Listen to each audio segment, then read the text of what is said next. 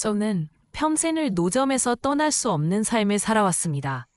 오늘도 덜컥 내려앉은 마음으로 시끄러운 시장 한복판에 서 있습니다. 입에서 나오는 안개 같은 숨과 함께 꼭꼭 숨겨온 전세 보증금 문제로 큰아들과 싸우게 될 줄은 꿈에도 몰랐습니다.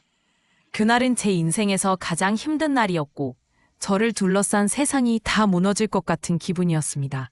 어머니, 저의 사업자금 좀 빌려주세요. 라고 제게 다가온 큰아들은 제 마음속에 흉터 하나를 새겨놓고 갔습니다. 시장통에서 하루하루 쏟아진 땀방울로 모은 평생의 꿈이 담긴 돈인데 한순간에 그놈의 사업을 위해 내놓으라고 하니 정말 가슴이 내려앉았습니다. 이런 제 마음을 알았을까요? 그는 그저 눈이 반짝이며 재빨리 말했습니다. 이대로 행동하지 않으면 저도 망해요. 그의 목소리에는 절박함이 담긴 것 같았습니다. 하지만 저는 가슴 한구석에서 치밀어 올라오는 화가 솟구쳤습니다. 내가 너한테 뭘 그렇게 잘못했냐? 는 따끔한 말이 제 입술을 스쳤지만 그 말을 입 밖으로 내뱉을 힘도 없었습니다. 그 대신 무겁게 고개를 숙인 채 말없이 아들을 바라보았습니다. 아들의 눈이 점점 더 커지면서 저를 바라보는 모습에서 느껴지는 감정은 한없이 무거웠습니다. 그렇게 몇 날 며칠이 지나갔습니다. 아들 역시 더 이상 말을 하지 않았고 노점에서의 하루는 그렇게 진행되었습니다. 냄새가 가득한 시장 속에서도 식어버린 국그릇처럼 저의 마음은 차갑기만 했습니다. 이러다간 아들마저 잃을 것 같아 불안했습니다.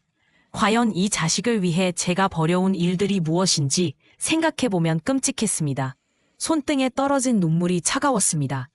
저도 그렇게 인생을 버려야 하는 것인지 다시금 고민해야 했습니다. 그런 마음으로 하루하루를 보내던 어느 날 아들과의 갈등이 다시 불거졌습니다. 어머니, 지금 제일 중요한 건 사업입니다. 왜 내 도움이 필요 없다고 생각하시는 거예요?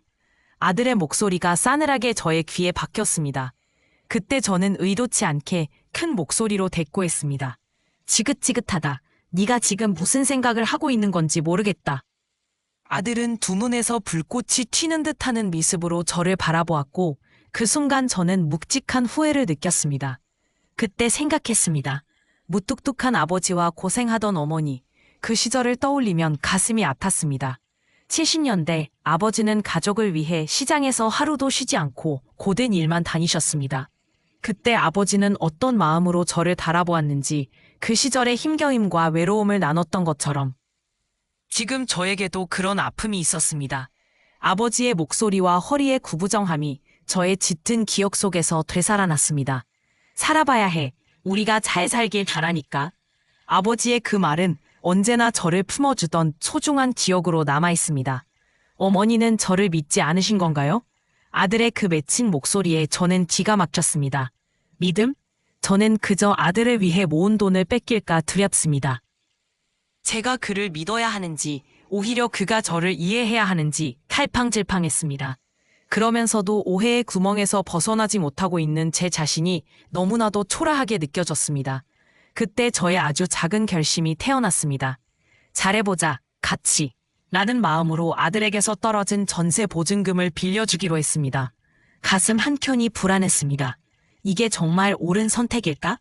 아들에게 진정한 신뢰를 주고 싶은 마음과 동시에 인생에서 무엇을 놓치고 있는지 그 경계가 다시 묘해졌습니다.